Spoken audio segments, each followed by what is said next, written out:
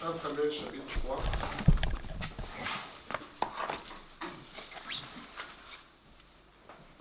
Samuel au chapitre 3.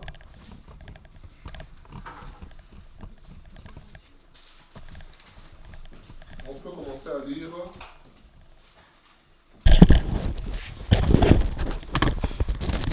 au verset 11.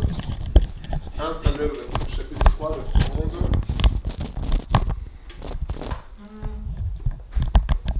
Donc il est écrit, alors l'Éternel dit à Samuel, voici, je vais faire en Israël une chose qui étourdira les oreilles de quiconque l'entendra.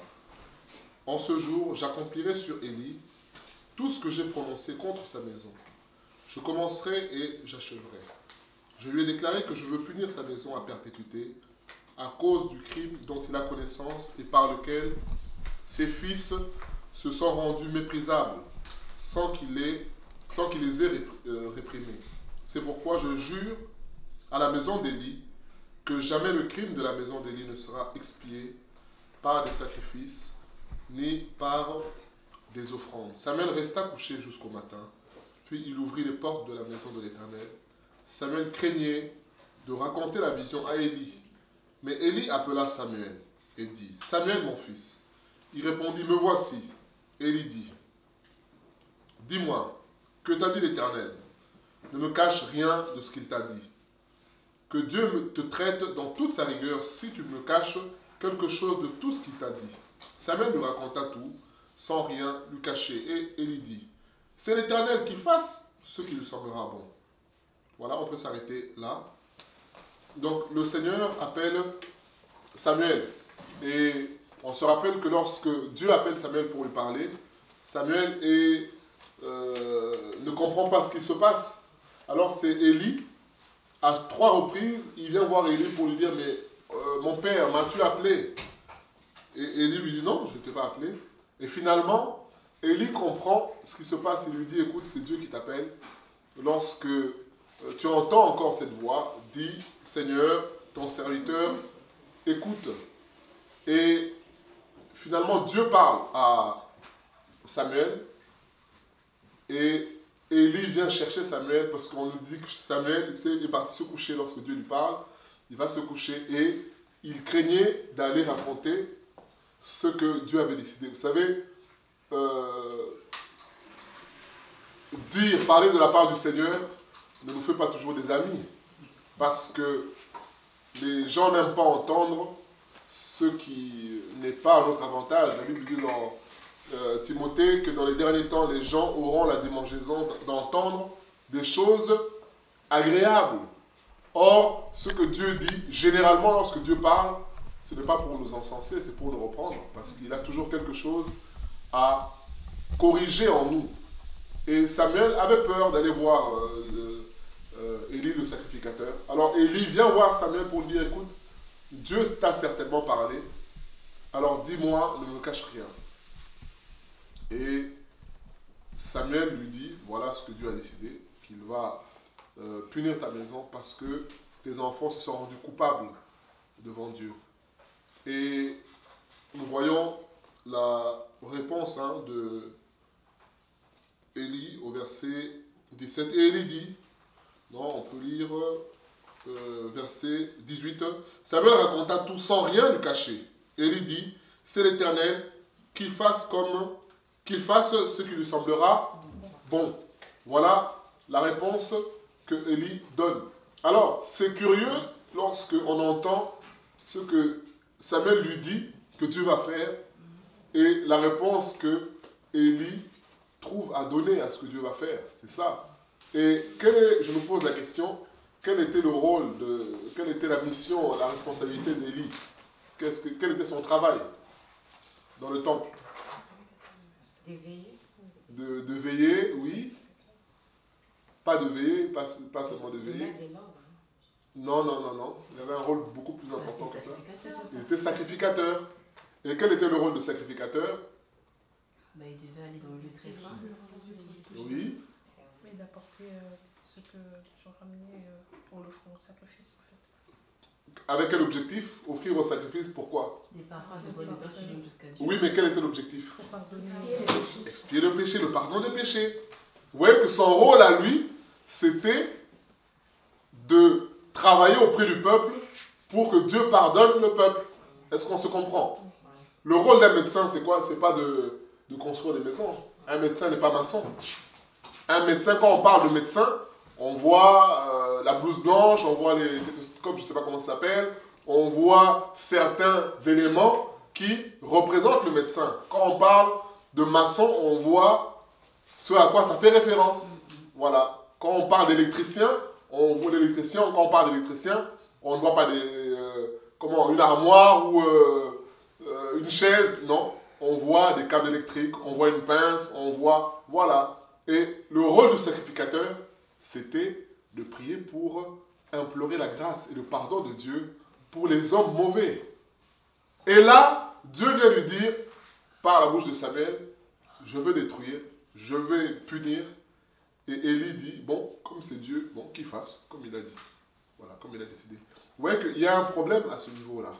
Alors, il avait sa fonction, mais il devait agir conformément à cette fonction qu'il avait. De la même manière, nous, aujourd'hui, nous sommes chrétiens. Il ne suffit pas d'avoir le titre de chrétien. Il ne suffit pas d'avoir une Bible, d'aller à l'église pour dire que je suis chrétien. Ça, ce n'est pas suffisant. Ce qui est important, c'est fonctionner en tant que chrétien. Vous vous rendez compte, le fils du président qui, je ne sais pas moi, qui va manquer par exemple une voiture pour l'amener à l'école. Mais on va lui dire, mais toi tu as un problème. Pourquoi tu arrives en retard? Parce que j'ai dû prendre le bus, j'avais des correspondances et il y avait des grèves, comme c'est souvent le cas ici en région parisienne, à Paris. Il y avait des grèves et je suis arrivé en retard. Mais on va dire, mais toi tu as un problème. Tu es le fils du président et tu prends le bus, mais il y a un problème. Donc il y a une différence entre avoir le titre et fonctionner avec ce titre-là, jouir de ce titre-là. Et Élie, le sacrificateur, était sacrificateur.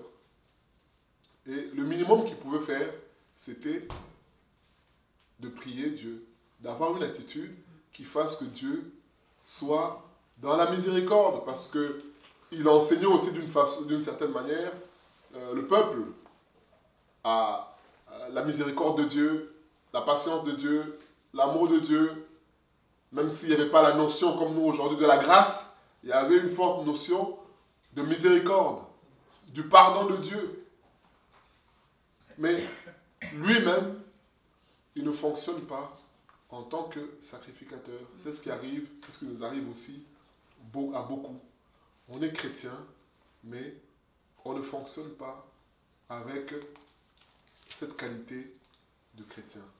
Moins de problèmes, on s'énerve. Moins de problèmes, on cherche le téléphone pour appeler qui peut m'aider dans cette situation-là, qui peut me prêter de l'argent, qui peut... parfois même, on va même chercher conseil en premier lieu. Je ne dis pas que ça ne doit pas se faire, mais en premier lieu, chez les païens. Mais le païen, lui, va te regarder et va dire, ah, mais toi, tu pries. Donc, finalement, il va se dire, mais à quoi bon prier alors? Si tu viens me demander de l'aide à moi. Alors, à quoi bon prier? Donc le Seigneur veut que nous puissions fonctionner en tant qu'enfants de Dieu. Élie était sacrificateur et le minimum qu'il pouvait faire, c'était, puisqu'il connaissait la grâce de Dieu, l'amour de Dieu, au moins prier. Mais lui, il était dans une position de défaite en se disant, bon, c'est comme ça. Bon, comme il a décidé, de toute façon, c'est Dieu. Hein, c'est Dieu. S'il décide, personne ne peut changer. Vous voyez, c'est un raisonnement qui est d'une certaine manière vrai, mais qui ne colle pas parce que nous, même si l'information est mauvaise, nous, on doit implorer l'amour de Dieu, on doit implorer la bonté de Dieu, on doit implorer le fait que Dieu ait pitié de nous, ne serait-ce que ça au moins. Voilà, on a vu Moïse, lorsque Dieu dit, allez, c'est fini, je vais détruire le peuple. Moïse n'a pas dit, bon, Dieu, comme tu es Dieu, et puis c'est vrai que le peuple est têtu, Moïse a souffert avec le peuple. Hein. S'il y a une personne qui pouvait dire, bon, Dieu, bon, fais comme tu as dit, c'est Moïse. Parce que Moïse a souffert avec le peuple. Mais, à chaque fois, il se posait en intercesseur. À un moment, Dieu lui dit, écoute, je te donne la terre promise, mais moi, je ne viens pas. Moïse dit non. Si toi, tu ne viens pas, alors moi aussi, retranche-moi alors. Voilà. Et vous voyez, à plusieurs reprises, Moïse s'est posé en tant qu'intercesseur. À un moment, il dit même à Dieu, mais Dieu, tu nous as sortis d'Égypte pour nous faire mourir dans le désert. Mais quand les autres vont l'entendre, mais ils vont se moquer de nous, ils vont se moquer de toi surtout. Vous voyez que Moïse en arrive même à, entre guillemets, ramener Dieu à la raison. Dieu est sage, hein, Dieu est tout-puissant, Dieu. Mais ça rejoint Ésaïe qui nous dit, plaidons ensemble, réveille ma mémoire. C'est pas que Dieu a oublié, non, c'est que Dieu nous observe aussi pour voir est-ce qu'on a le cœur comme lui. Voilà. Et quand Moïse fait cette prière-là, voilà, Dieu dit, voilà, il a compris. Et il arrive à amadouer quand même la colère de Dieu, c'est ça.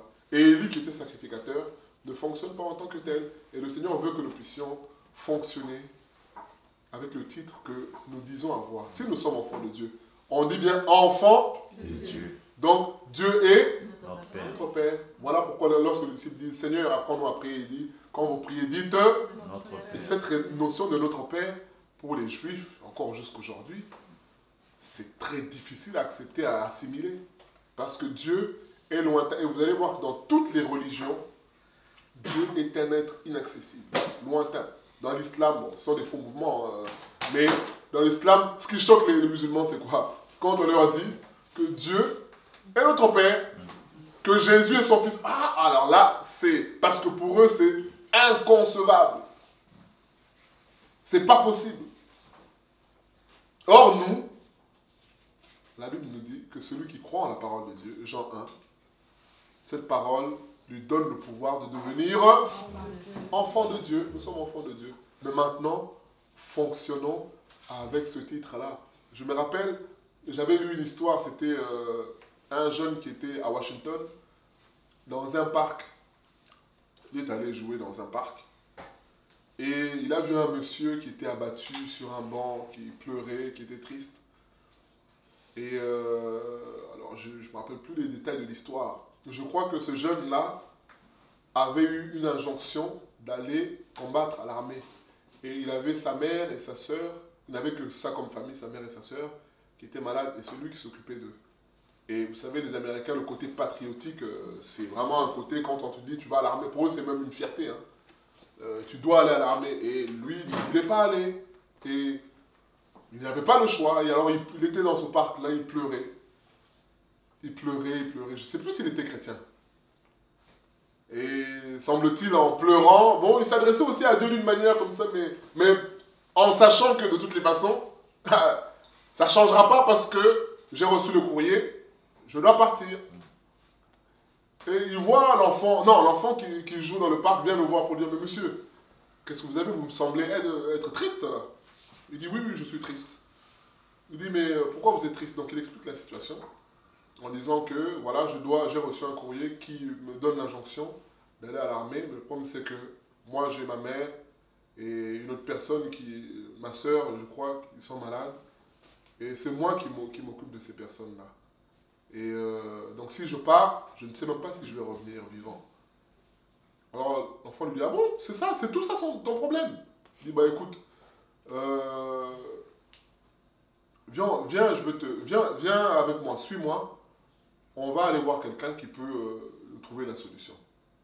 Donc, il part avec l'enfant. Il suit l'enfant. Alors, il ne comprend pas. Direction Maison Blanche. C'est une histoire vraie. Hein? Direction Maison Blanche. Alors, il s'attend à ce que les gardes qui sont là le bloquent. Mais il passe. Alors, il se dit, mais on est transparent. Qu'est-ce qui se passe pour qu'on passe comme ça? Les gardes ne disent rien du tout. Hein? Les gardes sont là devant. Et ils passent première porte, deuxième porte, troisième porte. Ils rentrent. À un moment, ils arrivent dans un salon où il y a un hall où il y a les sénateurs et tout ça. Les gens qui saluent l'enfant, qui parlent avec l'enfant. Ils rentrent direction le bureau.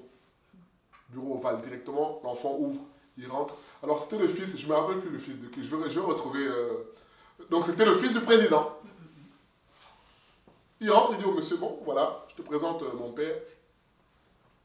Et donc, je comprends pourquoi on est passé, parce que je pensais qu'on était transparent. Mais l'enfant du président, lui, il n'a pas besoin de protocole. Hein. Lui, il vient, parfois, on voyait le fils de Trump, hein, il vient il ouvre la porte, lui il rentre, papa, coca, voilà, il sort, voilà, c'est pas son problème, voilà.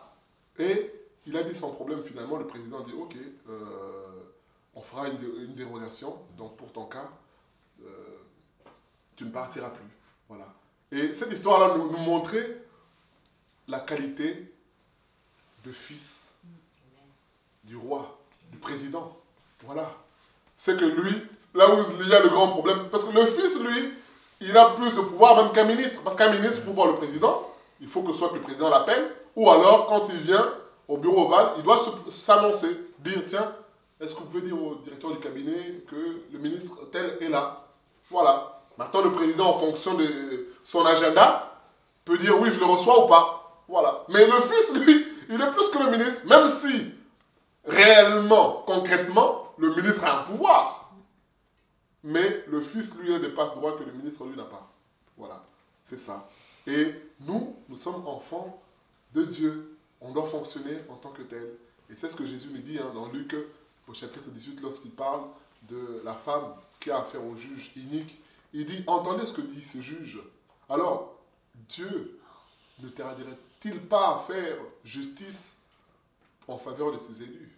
Il dit, mais il le fera promptement. Il fera réellement justice. Mais lorsque le Fils de l'homme viendra sur la terre, trouvera-t-il la foi? Qu'est-ce que le Seigneur nous dit? Il nous dit, si cette femme a persévéré en ayant affaire à un homme mauvais, alors nous, qui sommes les enfants de Dieu, Jésus dit, est-ce que Dieu va tarder à faire justice à ses élus? Il dit, non, ce n'est pas possible. Donc nous, en tant que chrétiens, on doit fonctionner avec ce rôle-là que Dieu nous donne, ce titre de chrétien. Être chrétien, ce n'est pas seulement chanter le dimanche, prendre sa Bible et dire Alléluia. Non, être chrétien, on a une autorité. Dans la famille, on a une autorité de prier pour la famille. On a l'autorité quand on dit on a décidé ça dans la famille, c'est comme ça, c'est comme ça, c'est comme ça. Ok, bon, moi, je ne ferai pas comme ça. Oui. Bah, qu'est-ce qui t'empêche de prier pour que Dieu ferme la bouche de tout le monde? Combien de fois ça nous est arrivé, rien qu'à penser à une situation, on a peur. Alors qu'il suffit de prier. Parfois tu pries, tu appelles l'oncle en question, toi tu te dis, waouh, là ça va être terrible au téléphone, mais parfois tu appelles le monsieur qui t'a critiqué partout en disant cet enfant, mais tu l'appelles, il est doux comme un agneau. Et finalement, parfois tu as perdu un mois parce que tu tournes en rond. Est-ce que si je l'appelle? Mais tu as perdu du temps parce que tu as perdu. Mais nous, on est des enfants de Dieu. Voilà, on prie, on dit Seigneur, conduis-moi dans ce que je dois dire. Et je prie avec autorité, Seigneur, que la personne avec qui j'ai affaire te soit soumise. Voilà. C'est ça l'autorité d'enfant de Dieu. Tu arrives dans un guichet, tu vois la dame ou à la poste ou à la banque. Parfois, il y a des dames qui ont le don d'être vraiment agréables, mais dans le sens opposé. Mais toi aussi, tu te fâches. Non. Toi, tu viens, tu pries, tu dis, Seigneur, ça vient de mal se passer avec le monsieur qui était avant moi. Mais moi, je suis ton enfant. Seigneur, je prie pour que tu changes le cœur de cette personne. Bien aimé, c'est arrivé que la même personne qui était désagréable avant te parle peut-être mal. Toi, tu restes calme. Oui, bonjour madame. Oui. Il manque peut-être. Ah bon, il manque. Non, vérifiez bien, il y a tout. Tu vois, la personne qui s'amadoue elle-même. Parfois même qui te laisse partir avec un sourire. Bonne journée. Voilà. Puisque nous sommes enfants de Dieu, on peut prier. Voilà. On peut prier. Au lieu de commencer à se lamenter, non, Seigneur, voilà, je te recommande cette situation-là. Tel endroit pour entrer, passe sanitaire. Qu'est-ce qui se passe à ce moment-là? Les chrétiens, ils vont mentir. Ou alors, faux passe. Parce que, non, on peut prier pour dire, Seigneur, moi je n'ai pas de passe, mais l'objectif c'est que je rentre. Parce que nous, dans nos têtes, comme on a dit une fois, nous, le mardi, c'est que ma voiture est en panne. Pour que ma voiture soit réparée, il faut que j'ai l'argent pour aller au garage. Et ça, c'est le raisonnement logique humain. Or, Dieu peut réparer la voiture sans que tu aies besoin d'argent. Vous voyez un peu la différence? Je ne sais pas si on se comprend. Nous, oh là là, mais la pièce, elle coûte tant. 1000 euros. Les frais de travaux, le forfait de l'heure. Mais on va arriver à 1500. Et qu'est-ce qui se passe? Ah, je laisse la voiture. Je ne fais même pas les démarches, je ne fais même pas de devis, parce que je me dis, ça ne sert à rien de faire un devis parce que c'est hors de portée. Voilà, c'est ce qui nous arrive. On se dit, c'est hors de portée. Or, rien ne nous empêche d'aller faire la démarche, d'aller se renseigner, ne serait-ce que se renseigner. Voilà, on te donne la facture avec le devis, voilà, tant. Bon, tu amènes ça, tu prends ça, tu dis, bon, Seigneur, moi, j'ai la facture, toi, tu es mon père. La facture est là, moi, j'ai pas d'argent. Alors, occupe-toi de la facture. Voilà. Qu'est-ce qui nous empêche de le faire? Ce sont les raisonnements. Mais si on est réellement le Fils de Dieu, comme on a dit, cet enfant-là avec ce monsieur-là, lui, il se dit, ah bon, c'est ça ton problème, tu pleures pour ça, toi, à ton âge. Mais pour lui, mais pour le monsieur, c'est un vrai problème parce qu'il n'a pas le choix. Mais pour le fils du président, c'est pas un problème. C'est ça. Mais attends, viens. Viens, tu vas dire ton problème, il n'y a pas de souci. Et c'est comme ça que nous aussi, on doit se comporter, enfants de Dieu, se comporter en tant que tel, en tant que chrétien. Comme on a dit, on a donné des exemples par la prière, avec la parole de Dieu. Voilà. Le monsieur a dit ça, le médecin a dit, il est certain que c'est comme ça.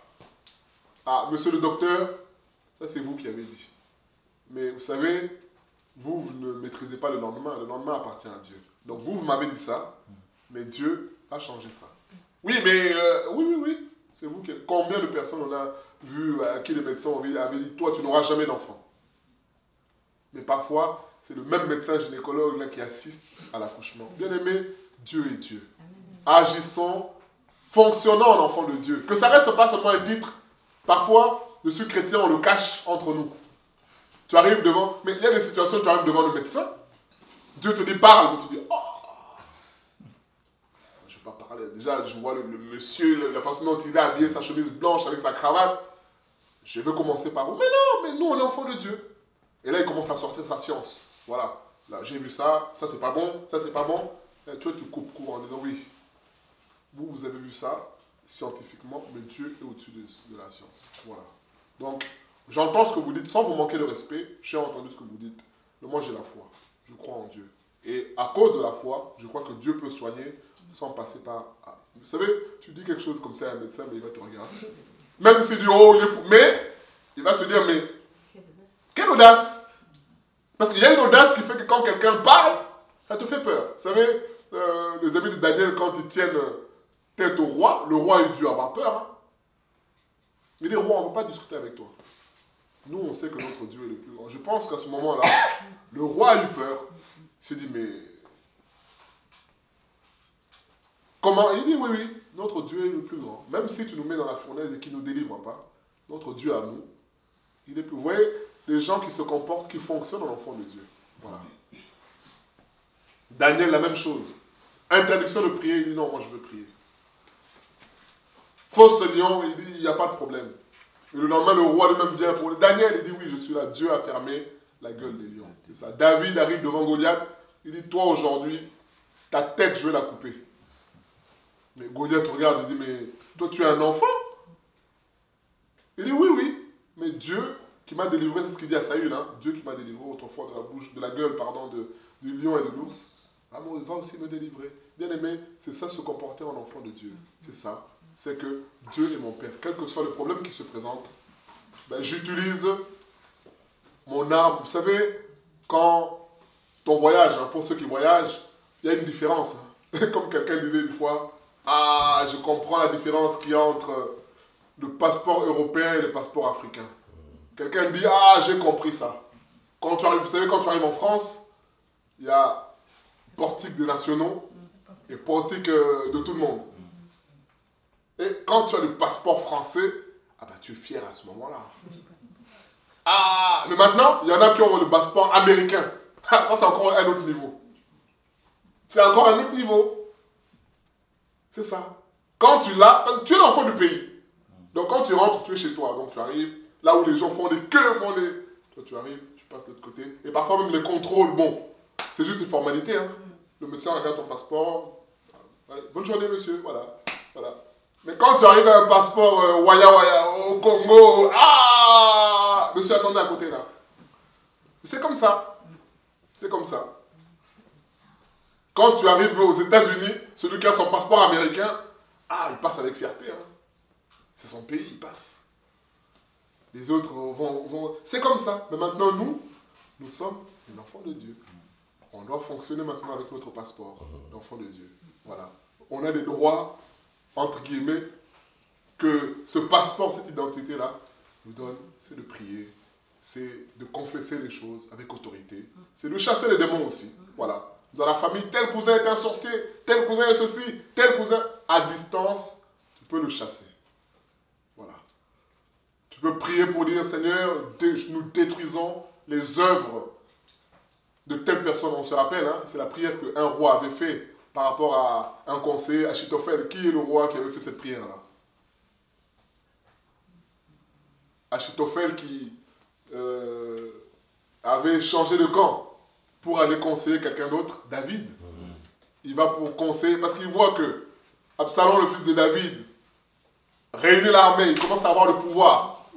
Absalom commence à avoir le pouvoir. Réunit l'armée, il réunit tout le monde, il a des gens. Vous savez, c'est comme ça dans ce monde. Quand quelqu'un a le vent en poupe, tout le monde le suit, les opportunistes.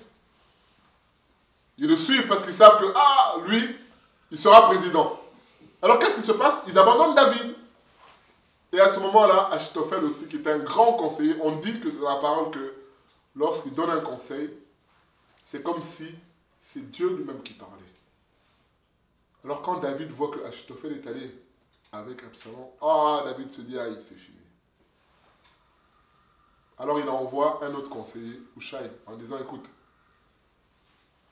toi tu es mieux d'aller contrer les conseils d'Achitophel. Ne reste pas avec moi. Tu seras plus utile là-bas de l'autre côté. Et pendant que Hushai va, David fait une prière. Il dit, Seigneur, détruis les conseils d'Achitophel. C'est ça l'autorité de l'enfant de Dieu bien-aimé. C'est que par la prière, David prie, il dit, détruis le conseil de cet homme-là. Parce que David est conscient que s'il donne un conseil, ça va marcher. Et qu'est-ce qui se passe? Quand Achitophel va voir le fils de David, il lui dit, écoute, voilà le conseil que je te donne. Réunis l'armée et on y va tout de suite. On attaque David tout de suite, on le déstabilise. C'est comme ça que ça se passe dans la guerre. On fait un guet-apens, on le surprend. Hushai qui est là, le contradicteur, il dit, non, on ne fait pas ça. Parce que si on fait ça, imaginez que ça loupe. David est un guerrier, il ne va pas nous louper lui. Donc, vaut mieux assurer le coup, réunir tout le monde, prendre le temps de préparer la stratégie de guerre. Vous voyez comment Hushai a détruit le conseil. Et Absalom se dit, oui, il a raison, mon père est un guerrier. Si on va rapidement, on le surprend, imaginez que nous, on tombe dans un guet-apens, on est foutu. Donc, vaut mieux se préparer en conséquence. Et finalement, c'était le mauvais conseil. Et Achitophel, lorsqu'il entend ça, il voit que Absalom décide de prendre ce conseil-là. Il est parti se suicider. Voilà. Parce qu'il a compris que, voilà, on a perdu la guerre. Moi, j'ai donné le bon conseil, ils n'ont pas voulu me suivre.